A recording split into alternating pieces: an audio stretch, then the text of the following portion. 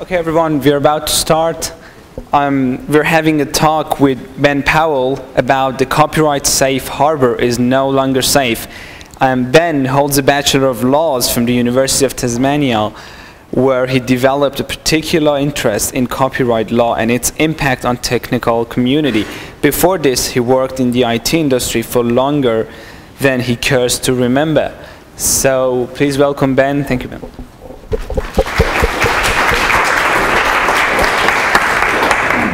Thank you. Welcome to the talk, The Copyright Harbour is No Longer Safe. Hopefully by the end of this talk you'll have a bit of an idea about the case between the Australian Federation Against Copyright Theft and INET, who's an Australian ISP. So I'll just give you a quick rundown of about the presentation. Firstly, that's my blog and Twitter address if you want to follow me. Hopefully there won't be too much jargon. If I do say something that you don't understand, feel free to ask a question. I'll try and clarify it for you. I think I've taken all the lawyery stuff out of it. It's designed for non-lawyers, so if anyone has a legal background and was expecting a deep analysis of the case, unfortunately you might be disappointed. However, we do need to discuss the law, so hopefully I won't bore you silly with it. I've broken it up into three parts. The first part we're going to discuss the bits of the Copyright Act that apply to this case. The second part we're actually going to discuss the case itself. And the third part we're going to actually look at some of the models that have been put in place, or some of the models that have been suggested to limit ISP's liability for authorisation of copyright infringement by their users. I've put all the references on the last slide if you want to read some more. You can ask questions during the talk, but try and keep them very brief. We've got quite a bit to cover today. So if you can ask a question in 2 lines, feel free. If it takes a bit longer, then maybe leave it to the end. Okay, so first we're going to start in a very lawyery way with a disclaimer. All the views are my own. It's also not legal advice. So if you have a specific copyright question, you may wish to speak to a lawyer. So why are we here? Why is this an important case?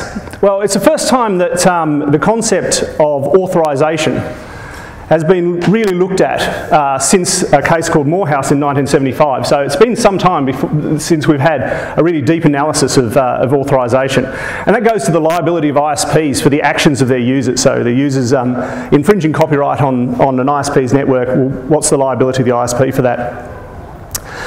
And out of this case, it's highly likely we're going to see either an industry agreement or legislation that will give us a model for limiting or preventing infringement. And that'll throw up questions about what's reasonable for ISPs to do, what's a reasonable model, what's fair, and that brings up issues again of procedural fairness and natural justice. And we'll deal with that a bit later in the talk.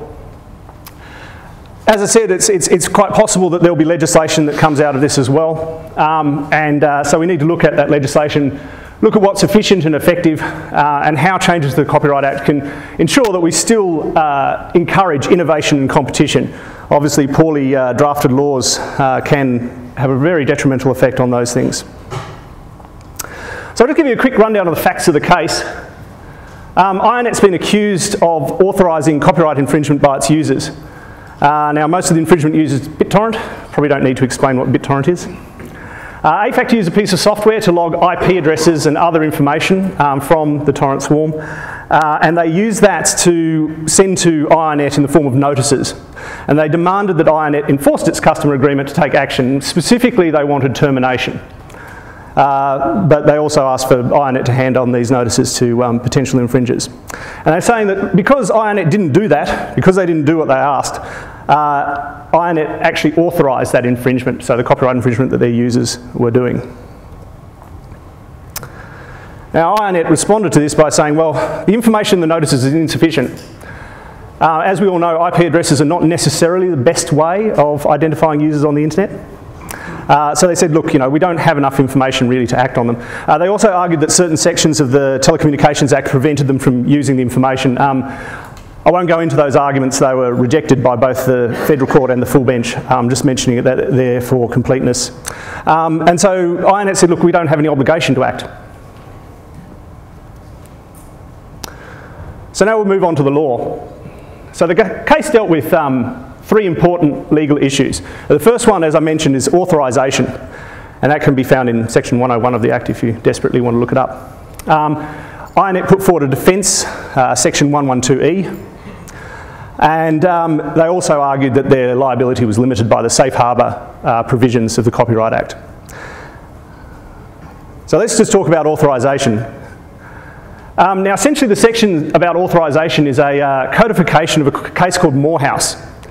Now what happened in Morehouse was that the University of New South Wales put photocopiers in their libraries. And as people are wont to do, they photocopied things in those libraries.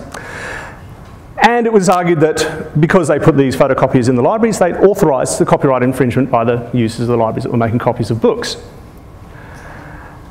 And they actually found that this was authorisation. And if you've seen those notices above photocopiers saying, you know, don't copy too much of books, that's pretty much out of this case.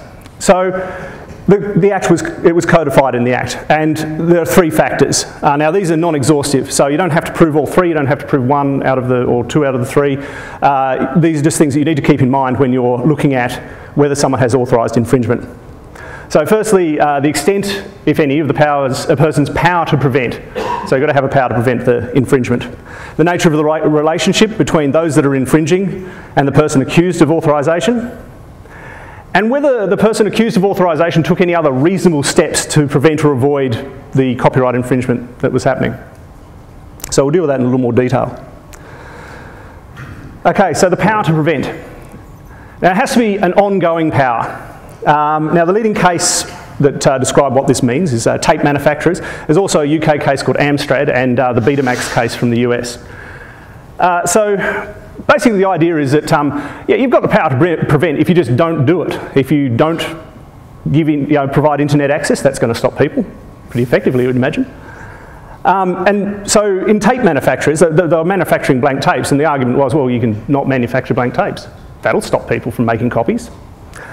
But of course, you know, once the blank tape goes into the consumer's hands, you don't know what they're going to do. You don't have any further power over them. And the same sort of thing in Amstrad. Amstrad was those dual tape decks. And yeah, they could have just produced single tape decks, I suppose. But they didn't really have any ongoing control once people had bought the tape deck. They could use it for infringing or non-infringing uses. And that's the second point there. It's got to be primarily used for infringement. I mean, you've probably heard of the Betamax case where they said, look, you know, it's got all sorts of uses as well as infringement. It's not a primary use. And the other thing is the extent of control that the person who is allegedly authorising the infringement has. So in the Kazaa case, also known as Sharman Holdings, I mean, they wrote the client, they had pretty much control over the network. There was a whole heap of things that they could do. And because of that extent of control of the users of the network, they were said to have the power to prevent, amongst other things.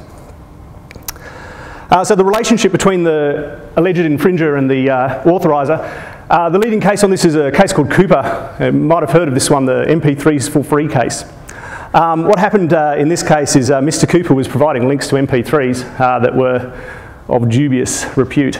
And it was said that the ISP that provided access to this site was authorising the infringement. And what it turned on was that they had quite a close relationship. They had ads on the ISP site, go to this site for MP3s. There was a financial relationship between Mr. Cooper and the ISP.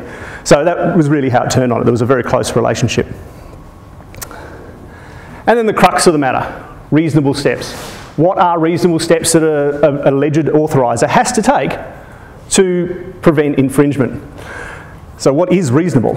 I mean, we know that warnings about infringement are insufficient. In fact, in the Kazaa case, the judges thought it was very cynical. The pop-up notice saying, please don't use this network for infringing copyright, that was deemed as insufficient. So what is reasonable? Is it passing on the notices? You've been accused of copyright infringement, please stop it. Is it terminating someone's account? Is that reasonable? Well, that's what this case is all about. Okay, so I'll move on to the defence. Yes?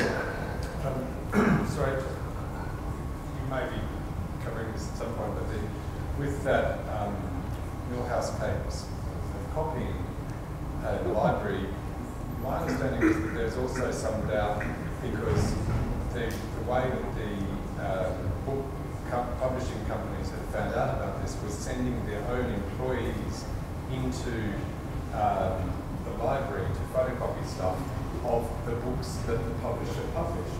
And therefore there was a question of were they in fact authorised by the company to copy the books? Yes.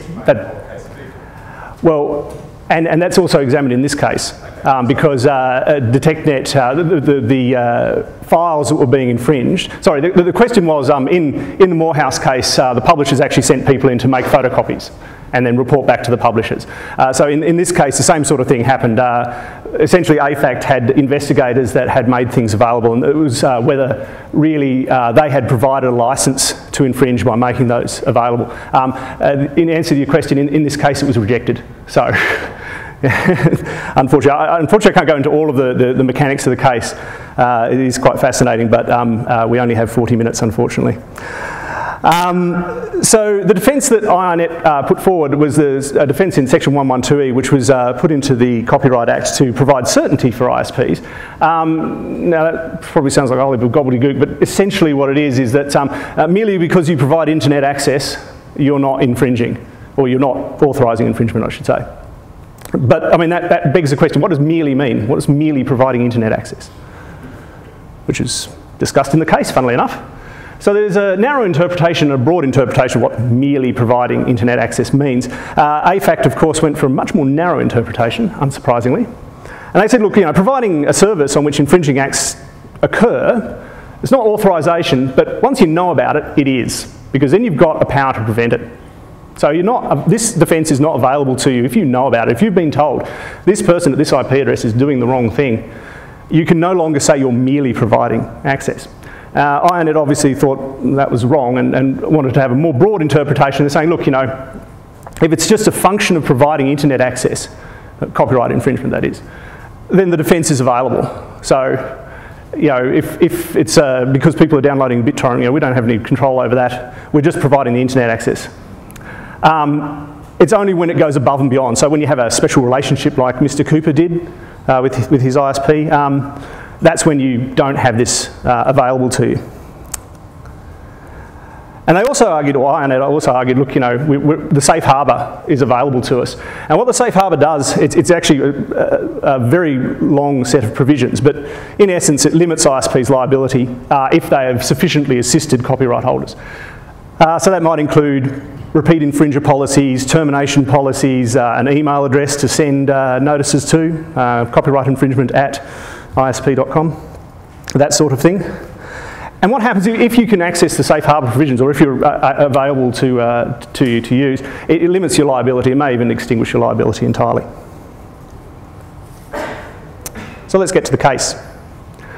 This is the federal court case, so it's a court of first instance. Justice Cowdery. So the findings were users infringed copyright. They were infringing copyright on the internet. He also said that each torrent was one instance of infringement. That's important for liability because obviously if every chunk of the file is an instance of copyright infringement, your liability is going to go through the roof. So each torrent, one instance. And he said, look, IRNet didn't authorise infringement. They didn't authorise infringement because they didn't provide the means of infringement. So it wasn't like Morehouse where they provided the photocopiers. IRNet didn't provide BitTorrent. They don't write the code for BitTorrent. They don't have a big flashing part of their website that says download BitTorrent here or anything like that. So they don't provide the means of infringement. He also said the notices didn't relate to a power to prevent the infringement. Termination is not a power to prevent. It's not an ongoing power. You basically, once you cut them off, that's it. People can go to another ISP. You're not going to necessarily stop copyright infringement. And he also said the notices weren't a reasonable step. And that really came down a lot to the volume of notices, literally wheelbarrow loads of notices. So it wasn't reasonable for IRNet to act on them. He also talked about the evidential requirements in these notices. He agreed with the Section 112E narrow interpretation, so that defence wasn't available. So if they had been found to infringe, to authorise infringement, then that defence wouldn't have been available. And he said that the safe harbour provisions would apply. So even if they had been found that they had authorised infringement, they would be able to rely on the safe harbour provisions to limit their liability. So a big win for IRNet, basically. That's out of order. We'll go back to that one. So, as you probably know, AFACT appealed. Now I'm just going to go through Justice Emmett's judgment, which is the primary judgment. There was a dissenting judgment and another one, but I'll just go through the primary one. He agreed with Cowdery about the number of instances and the fact that users were infringing copyright. However, the differences between the two cases, he did agree that there was no authorisation, but vastly, vastly different reasons. Firstly, he said that Justice Cowdery's assertion that IronNet didn't provide the means he rejected that argument. He said, can't use BitTorrent without the internet. He also rejected the arguments about the power to prevent. They said, yeah, you've got the power to prevent, you can terminate them. It doesn't matter if other people are using that account. It doesn't matter if other people can go to another ISP. Once you terminate them, then that's going to reduce infringement. And he partially rejected the reasonable steps that IronNet was meant to have taken. He said that if AFACT had provided notices that had cogent and unequivocal evidence, we don't quite know what that means, but if they had provided cogent and unequivocal evidence of a user infringing copyright, and if they had provided some form of indemnification for IronNet, so if IronNet mistakenly disconnected someone and then they decided to take action against them, if AFACT had provided some sort of indemnity, then it would make it reasonable. And if they had also reimbursed IronNet for administering and monitoring the disconnection scheme. So there are literally wheelbarrow loads of notices. Obviously that's going to create quite an administrative burden on ISPs. So he said, look, you know, if you have a system of reimbursement, then that makes it reasonable. So essentially, on that point of authorisation, IronNet really dodged a bullet. If AFACT had done those things, an authorisation finding would have happened. And one of the other judges did find that it was authorisation. Yeah. What's a dissenting judgment? Okay, so a dissenting judgment is, you'll have, say, three justices like in this case, and the majority found that IronNet didn't authorise infringement, sorry, and the dissenting judgment found otherwise. So it's the minority judgment. And Justice Jaggett found that there was authorisation. And Justice Emmett, this one here, it was very close to authorisation, so IronNet really dodged a bullet. He also said that 112E was not available. That's the merely providing internet access, took that narrow interpretation. And he also said that the safe harbour provisions wouldn't apply. So if AFACT had provided cogent and unequivocal evidence, indemnity and reimbursement, IronNet would have been in a whole world of trouble. He said that IronNet's policies were insufficient, and he made a big deal out of the fact that there was no easy email address for rights holders to notify IronNet that people were doing the wrong thing. So obviously the liability that IronNet would have, that they wouldn't be able to limit their liability. So they really dodged a bullet. Now we'll go back to the other slide. IronNet's response, because they realised they just dodged a bullet, was to provide a model for preventing copyright infringement so they could limit their liability for authorisation. What they proposed was an independent body to resolve disputes between ISPs and rights holders. They talked about graduated penalties. They actually made the analogy of speeding fines. You don't lose your licence unless you do something very bad, but you don't lose your licence if you just get caught for speeding a few k's over the limit. You get a fine, and they talked about that being a way of graduating penalties. They talked about privacy protection for consumers, not releasing consumers' information to the rights holders. There was a funding model, so it closely followed what Justice Emmett suggested.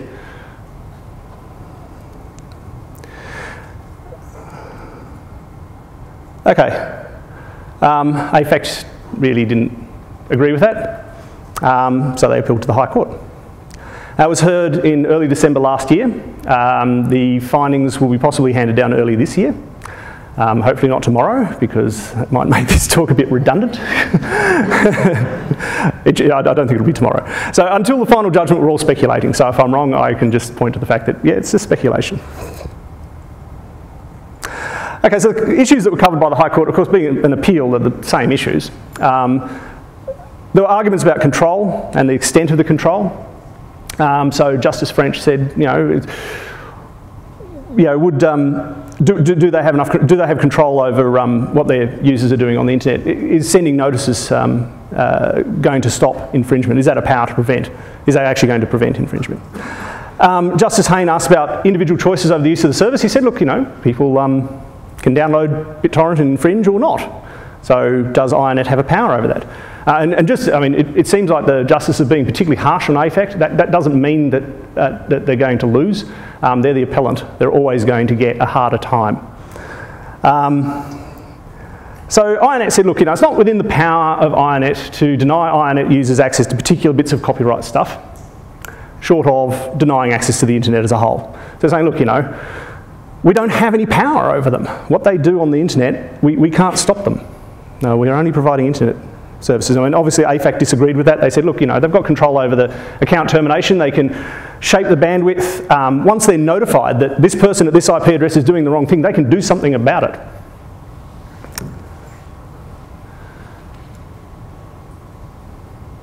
They also talked about the relationship of INET to its customers. There's a rather long quote by Patrick Flynn, who was the counsel for the Communications Alliance, a lobby group who was a friend of the court.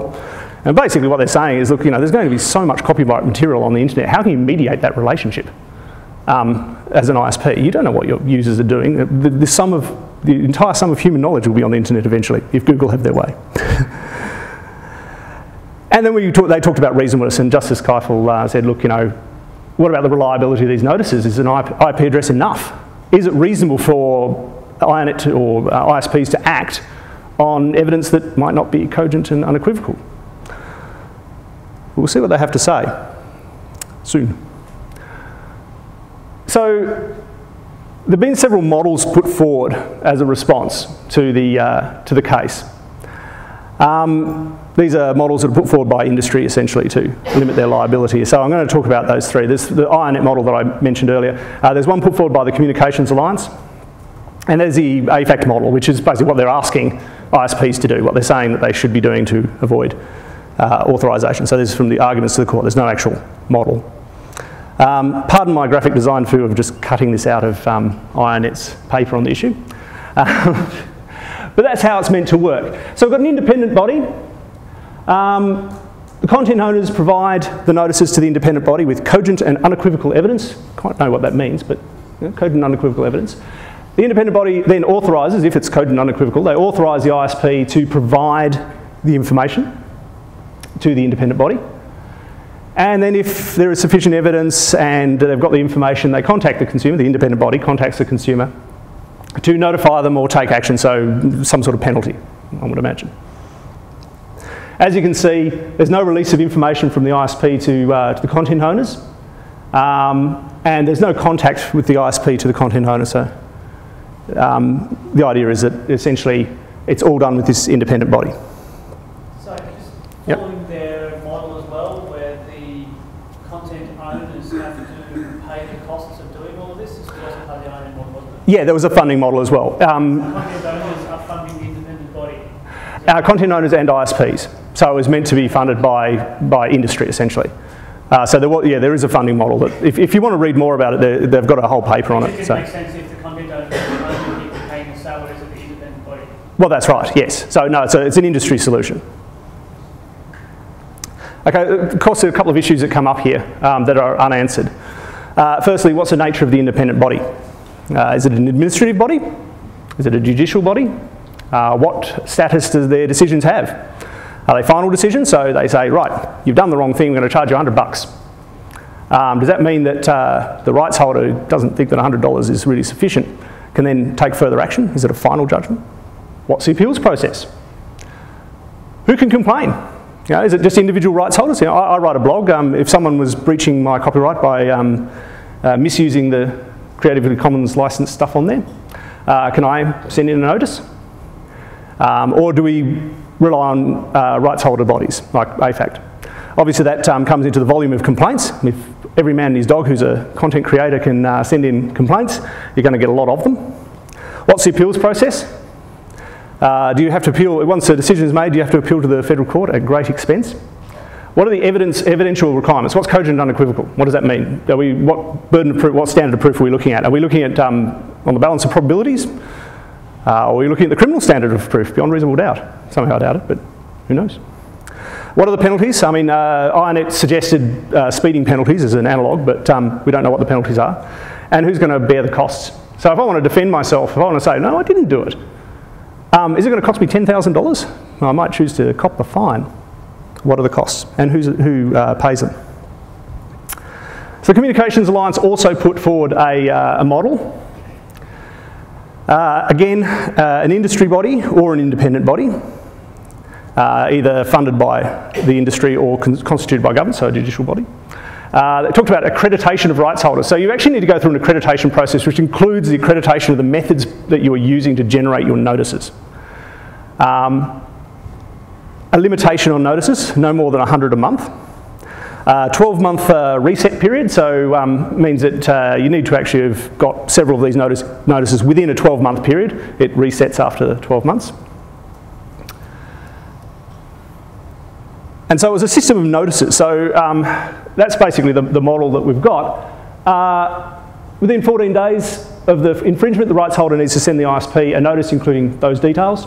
Within 14 days, the ISP notifies the rights holder that they can't match that IP address or find the user that they're referring to, or it sends an education notice to the account holder.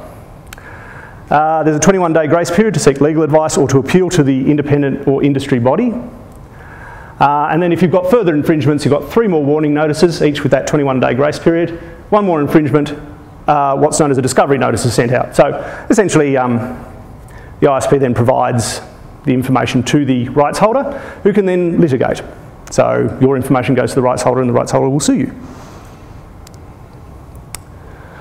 So there are issues with this.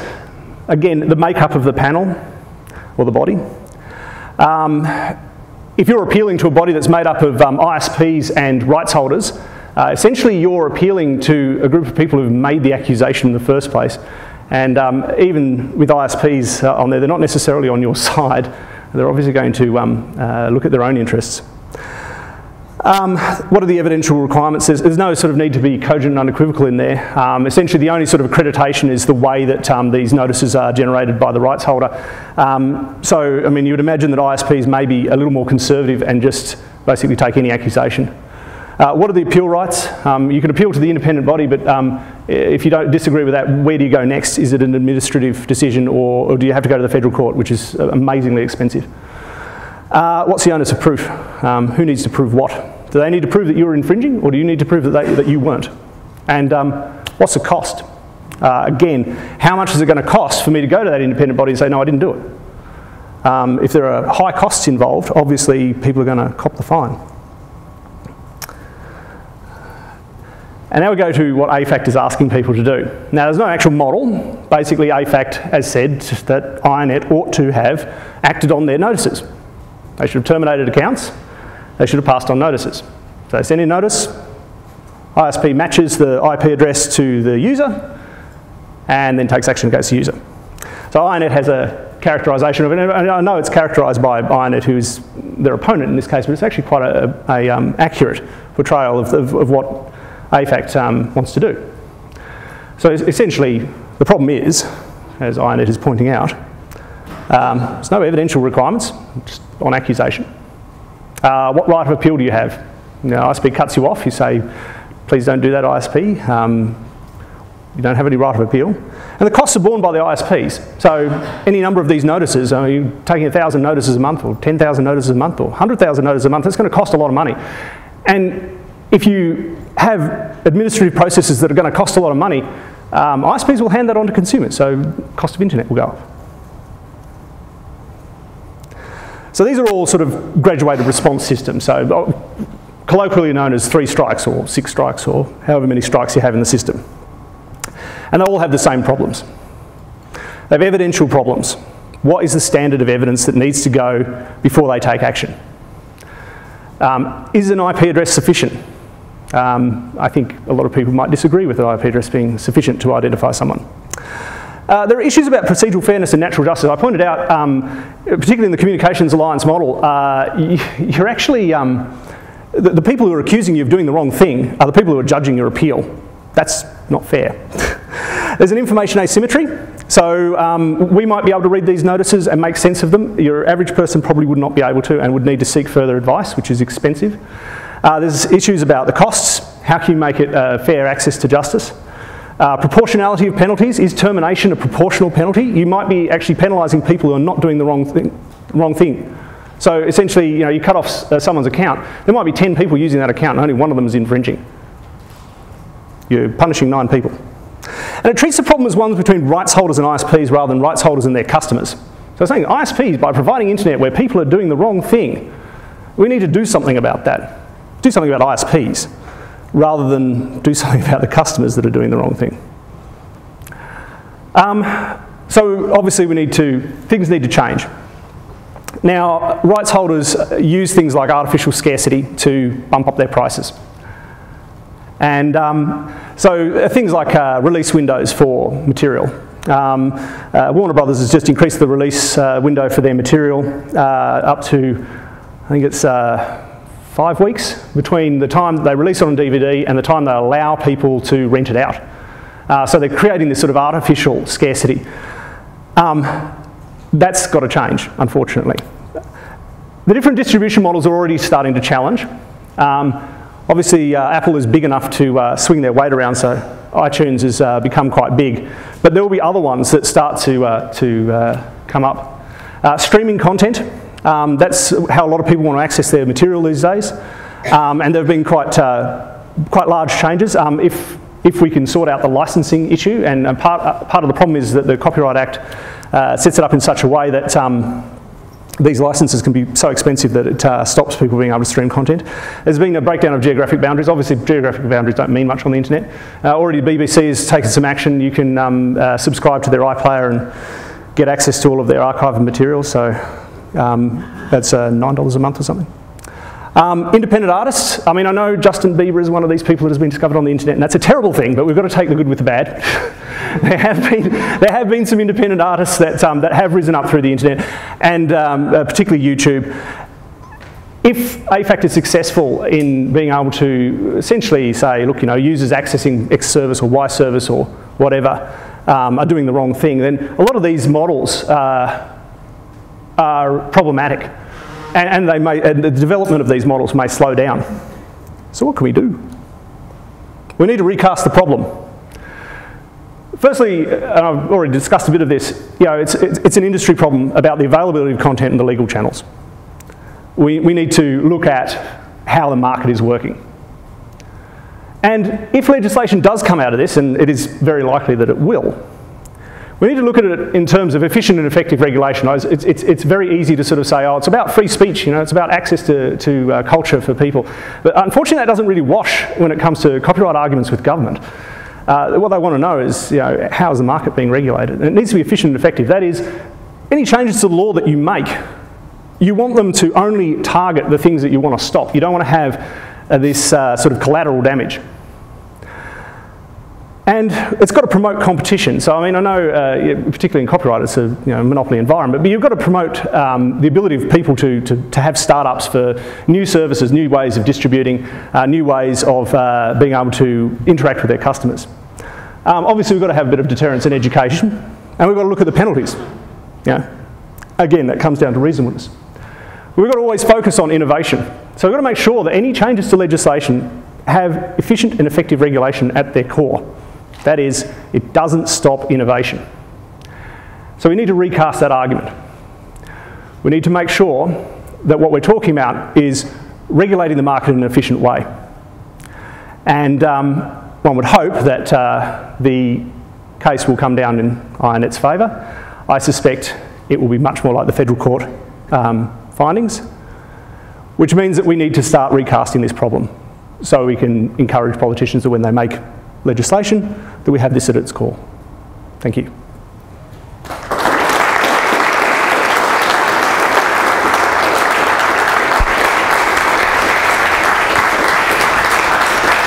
So, questions? Hi. I'm a GPL holder, copyright holder over BusyBox. Last year, I found Telstra violating the copyright on the T-Box. Took me 10 months to help them resolve it.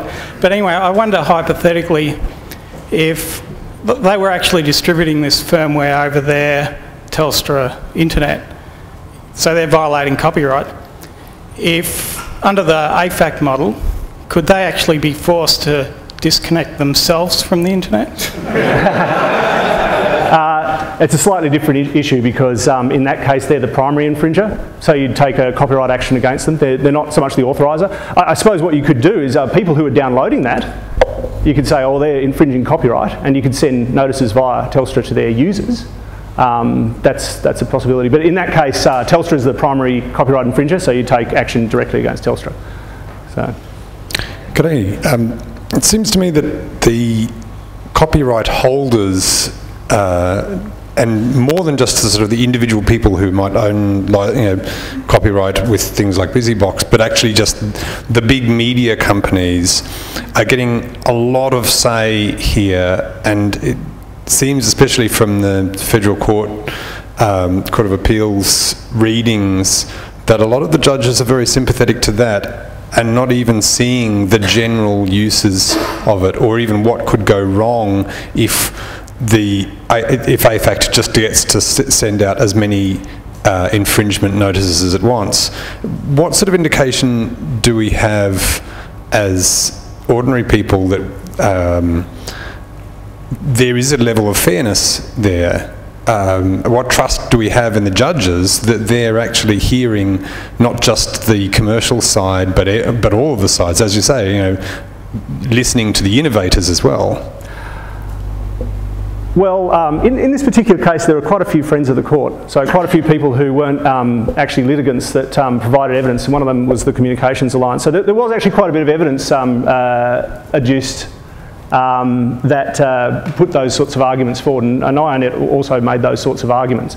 I mean, it's not really up to judges to make the law, it's up to them to interpret it. So I suppose it's really making sure that the politicians get that information when they're changing the law, because when it comes to litigation, the judges are just interpreting the law, so it's what's written that they're interpreting that. So, I mean, they do look at reasonableness, and Justice Emmett did mention the number of notices, and that's why he said, look, it wouldn't be reasonable for IONET to act on this number of notices without some sort of funding model behind it. So those sorts of issues were canvassed, but ultimately it's up to judges to interpret the law. It's up to Parliament to make it. So in this case, or in copyright in general, the government has really taken a step back, and they've gone, well, we want industry to sort it out. And I think that's a fairly unfortunate view. I mean, thankfully the Law Reform Commission is getting some terms of reference to examine these issues, but it is unfortunate that governments are seeing it as a real industry issue and not seeing some of the consumer points of view. Sorry, but I'm not actually sure that's an answer to my question of whether I trusted the judges. You're asking a lawyer to criticise judges? Yeah, sure. The judges are interpreting the existing law, but as we've seen, Justice Emmett is saying, no, it's unreasonable to get this volume of things, and the other judges are just basically saying, no, actually, it's perfectly reasonable. Well, one of the other judges. And there was the quote of the. You mentioned it a couple of times, and now it's got on my head, but the requirements for how authoritative and conclusive the information on that was required to be, and that was, again, in the opinion of some of the judges, that had been, the information that was supplied was reasonable, and then it wasn't, and for others it wasn't, and so forth. That's my biggest problem in this whole system, is that there is still that level of interpretation, and that still that idea that reading other bits of the law, I mean, we look at it and say, no, it's totally unreasonable for an ISP to cut off the entire family because of what one person might be doing, but the justices don't seem to be seeing that same side. Well, they did. Those issues were certainly taken up when they were discussing the reasonableness of actions. You may disagree with the interpretation, and you may think that the interpretation needs tightening up. Well, if you want the interpretation tightened up, you need to make law. So if you decide that the case is going to have all these perverse policy effects, you need to codify something. And that's what happened with Morehouse. That's why we've got that part of the Act, because they codified it in legislation. So we weren't relying just on precedent. Donna? I just wanted to ask one quick question, if we've got time, about the proposed INET model. In relation to communication between the ISP and the customer and the independent body and the customer. So in the case of a complaint, once the customer was notified, presumably by the ISP, would there then be contact between the customer and the independent body? The customer's not notified by the ISP at all. Right, okay. It all goes through the independent body. Sure, no worries. Basically, the independent body will then contact the customer. The ISP doesn't have a role in that. And that's kind of important from the ISP's point of view, because they don't want to be seen as the people who are disconnecting them. Yeah, no, I understand. And the other question I had was, has INET implemented any kinds of internal policy changes that reflect their proposed model? I don't know, you'd need to ask INET about that, but sure. I would imagine they would probably be waiting for the case to be handed down. No worries, thanks. Hi, you touched on the availability of content from industry, and it seems particularly bizarre to me that we're treating content that's, I can ship a DVD from overseas and get it whatever time it's released in the US, but we're treating the same content shipped over an Ethernet cable quite differently.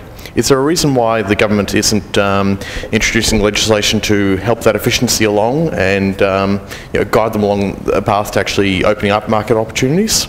Well, I'd say they should, yes. They don't seem to be moving that way because they seem to be seeing it as a real issue of industry. Yeah, I think that legislation that does that will make the market more efficient and effective. So they don't seem to be moving that way, though, unfortunately. Just earlier, when the question was raised of the copyright holders and the producers themselves seeding the content within the BitTorrent network and then harvesting the addresses of the individuals that are downloading this content. If something like that were to be performed in a legal sense by a legal body, there would be certain approvals and processes that they would have to go through in order to get the permission to collect that information. What is the legality of the content providers themselves seeding that information and making it available for download? I mean, if they're doing that, to me, are they not providing or enabling the copyright infringement in the first place? What is the stance on that point? Okay, there's a couple of issues there. The first one is access to the information. INET did put forward a couple of arguments from the Telecommunications Act saying that they couldn't act on that information because it had to do with their users' privacy. Those arguments were rejected both by the Federal Court and the full bench. So yeah, they can. They can do that. As far as them actually seeding the information, that was the problem. They were actually seeding the private investigator was seeding information. INET said, look, the fact that one of your people is putting this up here, they're giving an implied license. So they're actually licensing it for people to use, people to download off BitTorrent. That didn't get very far, unfortunately. So, yeah. Is that an instance of industry winning out over the consumer? Or is that, to me, that seems a great big giant can of worms well, to go into from a legal point of view. I might think so.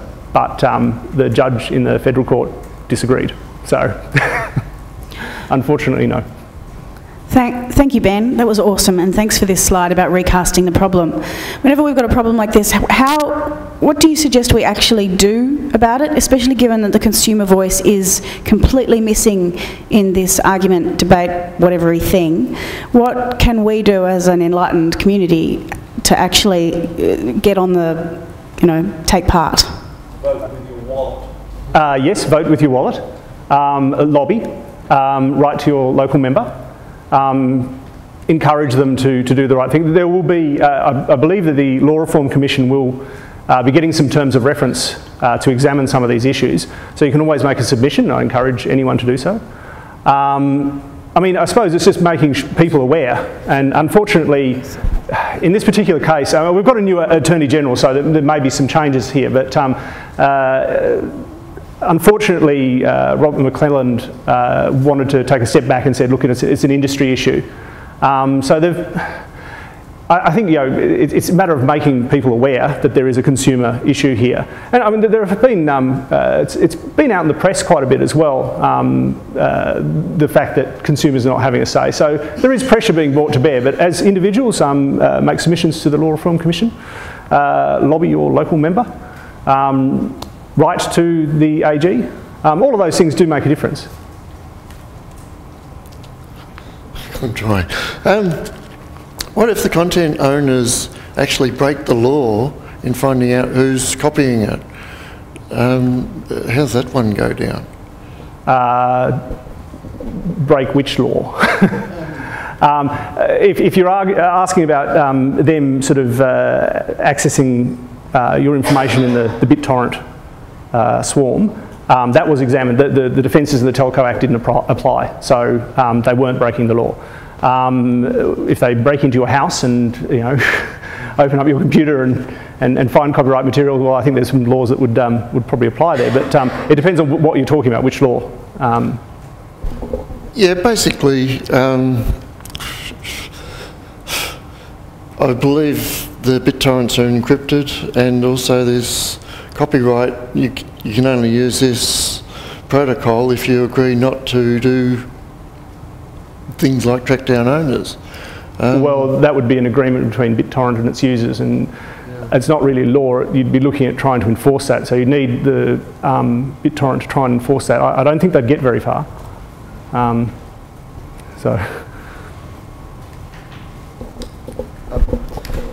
So separate to the recasting the problem, if AFACT does go after the individuals in Australia, given that they haven't actually successfully sued anybody yet in Australia, wouldn't that be a better solution, because that just doesn't work for them, it seems?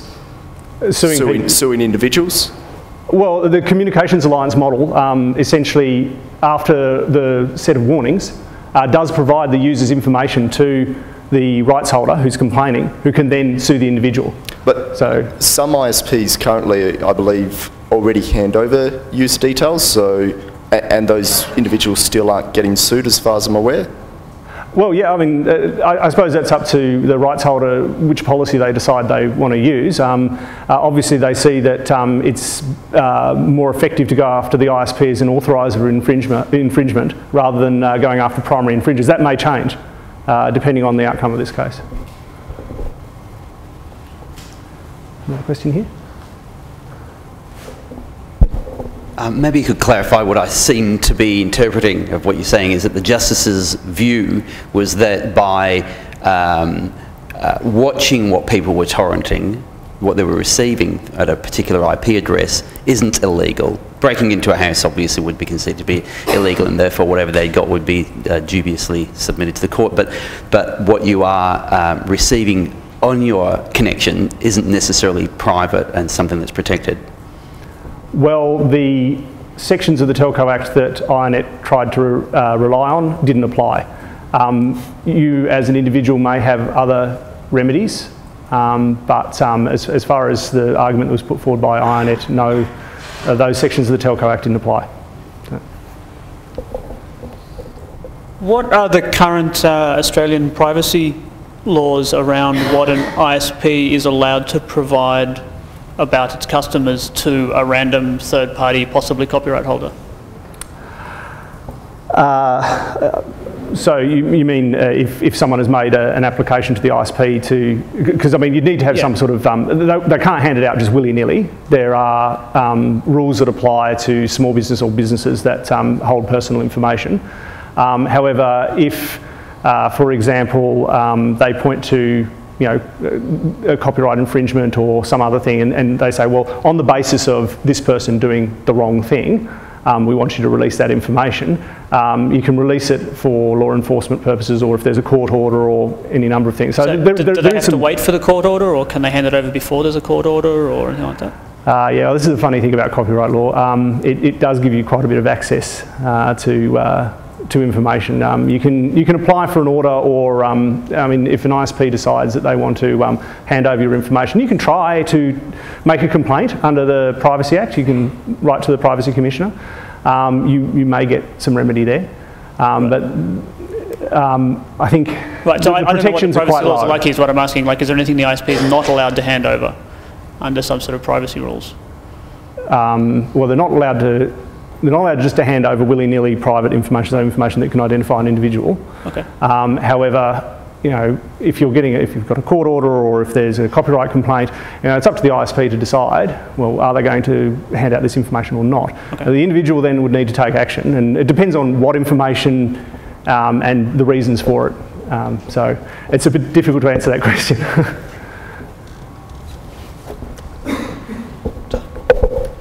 I'm just wondering, is any of this going to be applicable to, in any way, to someone who's running Tor, either as a normal node or as a Tor relay, or is that sort of a, like, will the outcome of this potentially have any effect on that, or is it sort of a different ball game?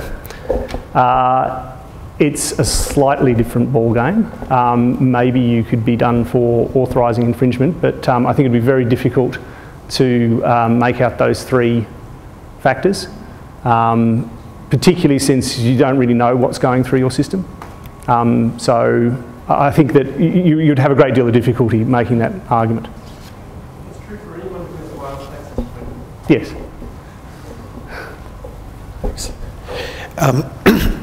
I read through the federal court decision, and in the course of it, you know, just looking at the reasoning that the judge was applying, he seemed to have a real clue about the technology, or at least you know, he had certainly done his research. Can you just comment about the, you know, if you can just respond, you know, your own personal feeling about how that looked in the subsequent cases, you know, like with the case that's currently going.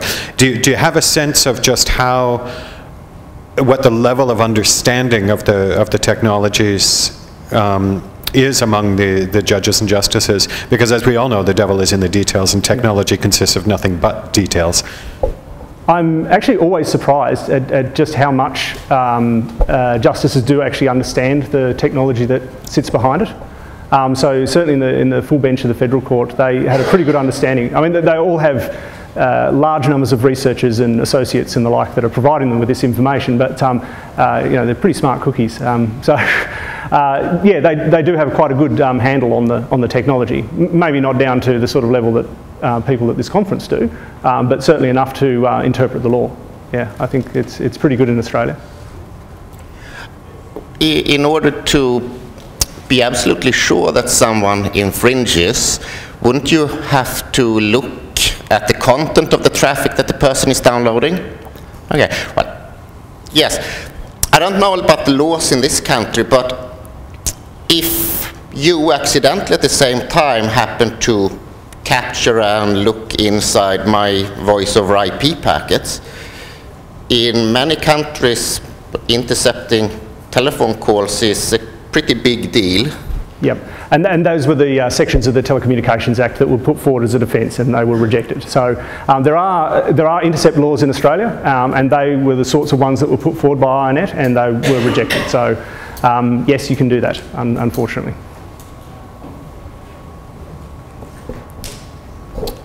Hi, I'm curious about why you seem to be keen to get the Australian government to pass legislation to fix some of this, given that such legislation will almost certainly be written by the United States should the Australian government sign TPPA. So how much confidence do you really have that this won't simply be legislated exactly the way rights holders want?